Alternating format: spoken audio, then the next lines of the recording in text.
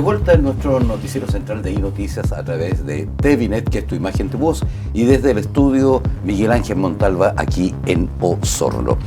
Lo que decimos siempre a esta hora de la conversación, en esta hora de nuestro noticiero, estamos a una distancia física de más de 1 metro, los estudios sanitizados, él es médico, estamos todos cumpliendo con todos los parámetros que nos pide el MinSal, para poder conversar y traer a un invitado que siempre tenemos una conversación muy agradable y siempre nos falta el tiempo. En este caso yo espero que nos falte el tiempo también. Está con nosotros el subdirector del Hospital del Servicio Salud Osorno. Del Servicio Salud Osorno. Me había equivocado. Don Jorge Castilla, ¿cómo está Jorge? Qué gusto saludarlo. Igual el gusto es mío saludarte y por supuesto siempre un agrado estar en este canal. ¿Complicada la situación del COVID en Osorno? Va a empezar así sin anestesia. Sigue complicada, estamos en una etapa compleja de hace varios meses. Ya. El otro día tuvimos una visita ministerial de Santiago, del ministerio, y nos manifestaba, digamos, lo que estaba sufriendo Santiago estas últimas 4 o 6 semanas. Y nosotros le decíamos, nosotros estamos en esta situación similar a la que están viendo allá, desde prácticamente fines de febrero, marzo, y que se ha mantenido durante 3 meses. Eso quedó demostrado con la larga cuarentena que tuvimos y por supuesto con todavía indicadores altos de pacientes hospitalizados, camas UCI utilizadas, etc. Este fin de semana no hubo colapso, pero sí faltaron camas o estábamos ahí al límite, Jorge. Siempre al límite estos últimos días con 1 o 2 camas libres que vas moviéndola rápidamente, sacando estos pacientes que están en mejores condiciones o un poco mejores condiciones a unidad de tratamiento intermedio y de ahí a un servicio clínico de pacientes agudos. O sea, hay toda una etapa, un protocolo de manejo de estos enfermos, cosa que tú vayas ante la necesidad puedas liberar rápidamente una cama. Hemos llegado días atrás en que no teníamos cama, tuvimos que ventilar a un paciente en un servicio clínico del hospital mientras se conseguía la cama en otra ciudad para poder trasladar a este paciente. Complicada la situación. ¿Jóvenes o adultos mayores que están graves? Mira, esto cambió radicalmente en esta nueva ola o yo diría una segunda ola reforzada con respecto al COVID. Y las características de los pacientes distintas. Primero son pacientes que no están vacunados, que no se han vacunado y las razones te las dan por 1000. Otro día un paciente con edad sobre 60 años se había vacunado porque no había tenido tiempo, ¿ya? Y te dan distintas razones por las que no se han vacunado o porque si yo me cuidaba bien en la casa, ¿para qué me iba a vacunar? Pero ahí llegan graves y hay que hospitalizarlos. Y ya no son tanto los adultos mayores los que están llegando, ya una gran cantidad de pacientes son pacientes jóvenes, pacientes de 20 años, 17 años tuvimos el otro día uno, y así, el promedio de edad hace 3 semanas atrás, el promedio de edad de pacientes en la UCI fue de 42 años. O sea, había una cantidad de pacientes jóvenes hospitalizados, ahora ha ido aumentando un poquito más, como te decía, están apareciendo algunas personas adultas sobre 50 años que ya pasó su periodo de calendario de vacunación y no lo hicieron por distintas razones. Y por supuesto, una gran cantidad de jóvenes entre 20 y 40 años que no se vacunaron tampoco, algunos que ni siquiera tienen enfermedades colaterales. Sí hay harto jóvenes obesos de sobrepeso que tienen, digamos, como única situación asociada y que los pone o los predispone a hacer un cuadro más grave. Vaya, complicado eso. Y bueno, son muchas las razones que se dan y a través de las redes sociales le creen más a las redes sociales que a especialistas, por ejemplo, como usted, Jorge. Un llamado a hacerle que porque no puede ser esto, es decir, las vacunas son la salvación en este instante para que no diga que uno no se va a enfermar, pero sí va a evitar llegar hasta esas camas donde hay ventilación, donde entuban a los pacientes. ¿Cómo es el proceso de intubación? El proceso de intubación es el momento en que tú decides que ese paciente tiene que conectarse a un ventilador mecánico que va a hacer el trabajo de tus pulmones, ¿ya? Y para eso necesitas poner un tubo dentro de la tráquea, ¿ya? O sea, exactamente. Para adentro. Es un tubo que va conectado a la zona traqueal, ¿no es cierto? ¿Ya? Y que después se lo conectas a una máquina, en este caso un ventilador mecánico.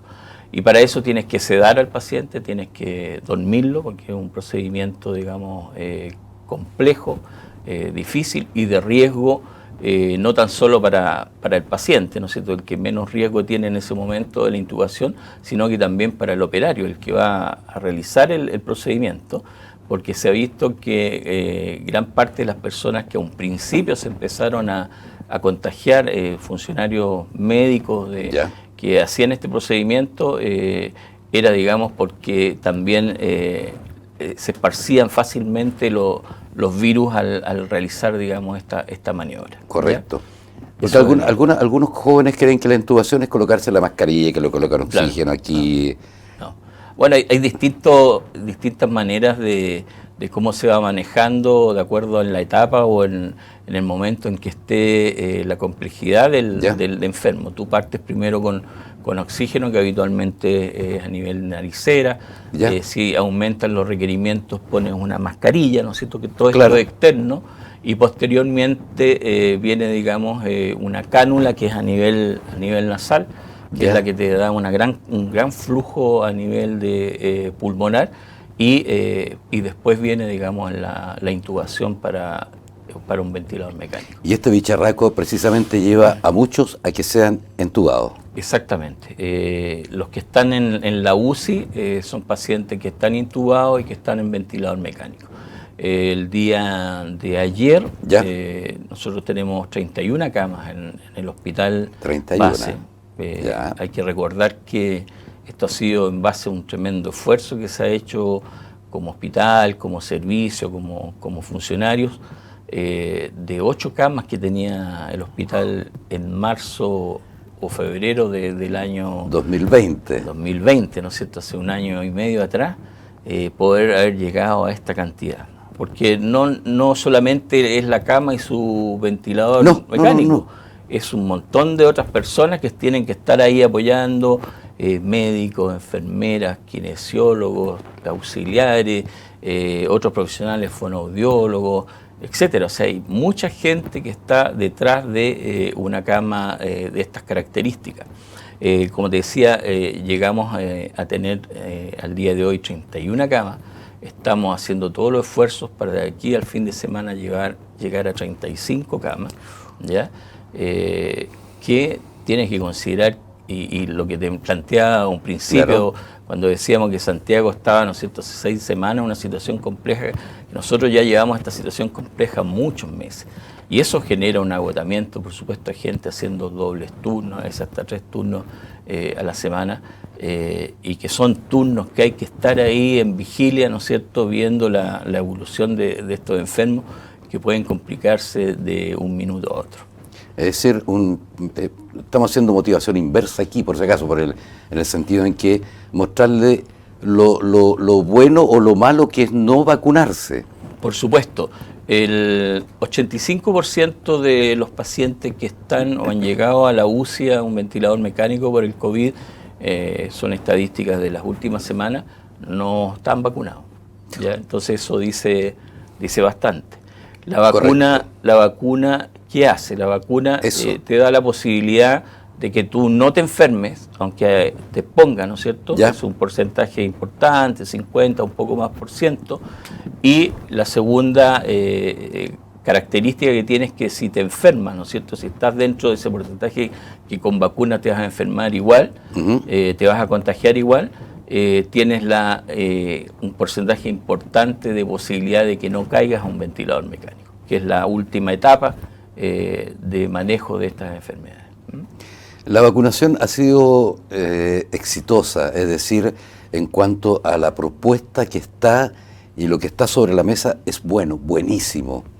¿No lo hemos sabido aprovechar, Jorge? No lo hemos sabido aprovechar, yo diría, en ciertos grupos de personas. Siempre aparece gente negativista con antivacuna, ya que consideran, digamos, que no hay suficientes fundamentos para creer una vacuna que ya está aprobada en el mundo, que pasa por montones de sistemas de calidad, etcétera, y que ya nosotros en forma directa hemos visto sus resultados. Entonces hay que luchar contra eso, hay que convencer a la gente. Incluso la gente piensa que porque tuvo el COVID ya está inmune. Y hemos visto que la inmunidad no dura más allá de 3 a 6 meses máximo. ¿Y cómo lo hemos visto eso? Que hemos tenido gente que se ha enfermado 2 veces de COVID, incluso funcionarios del hospital, que ya tuvieron COVID en oportunidad, ¿no es cierto? Y después de 7 o 8 meses vuelven a hacer COVID de nuevo, ¿ya? Incluso con las mismas características de la sintomatología que tuvieron la vez anterior.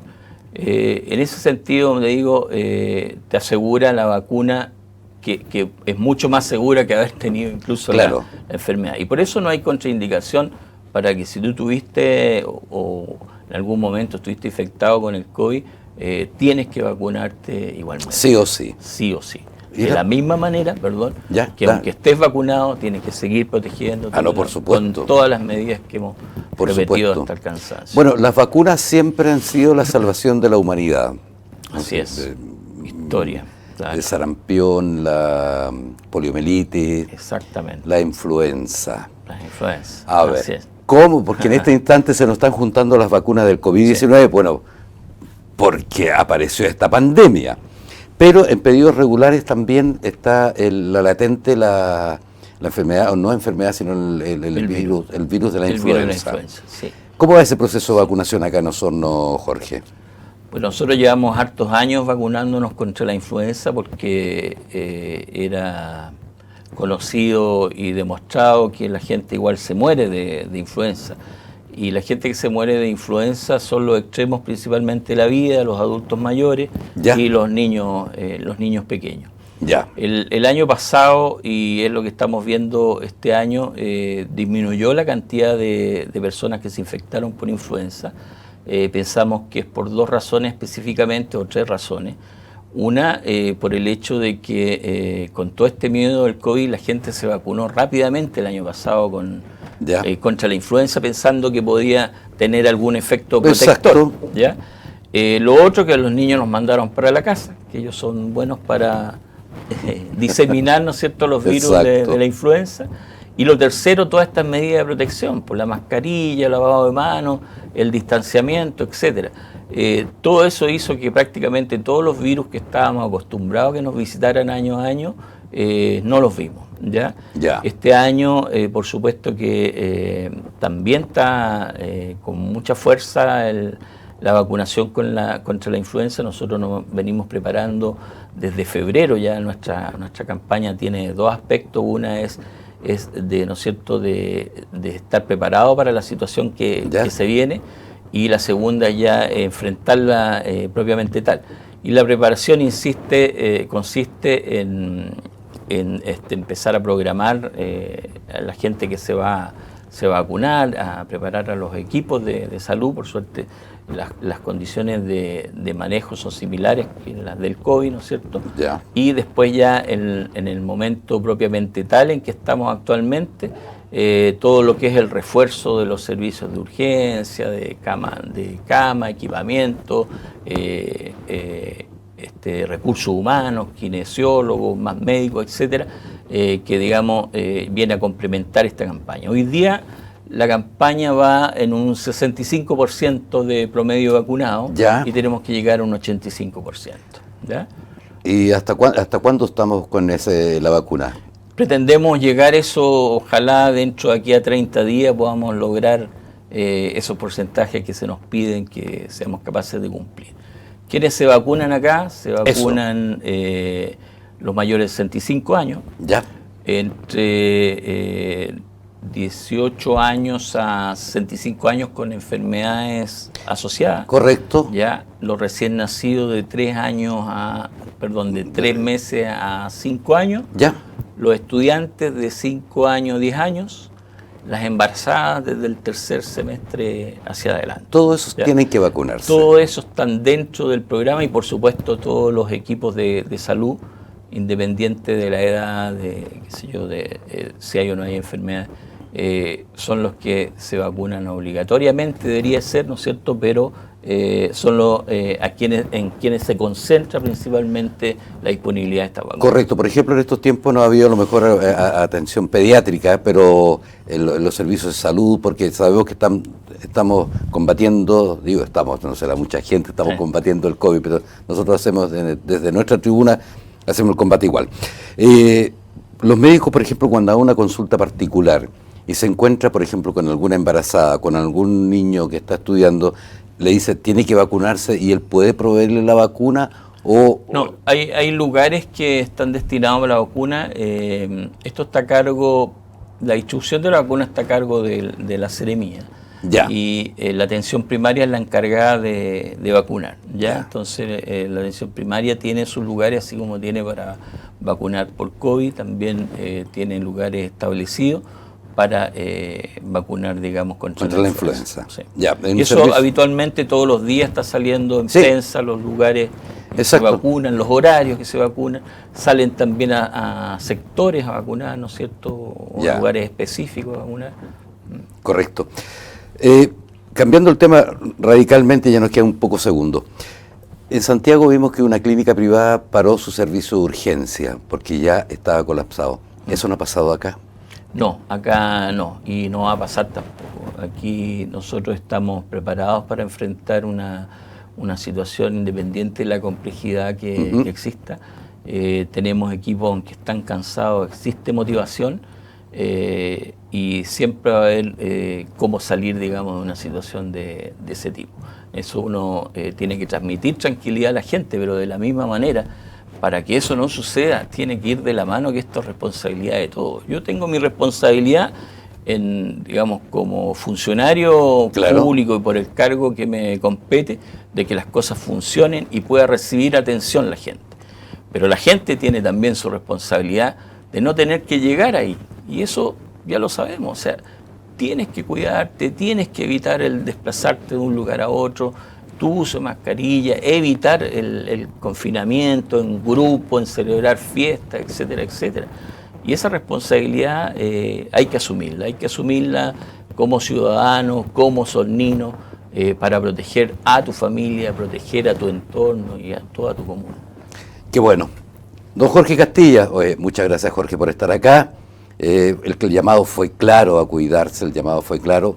Y tratemos de vacunarnos para no ir a ver la cara de este doctor o la cara de otros doctores, ya, pero que sea así en conversación en buena y no llegar en un estado de auxilio.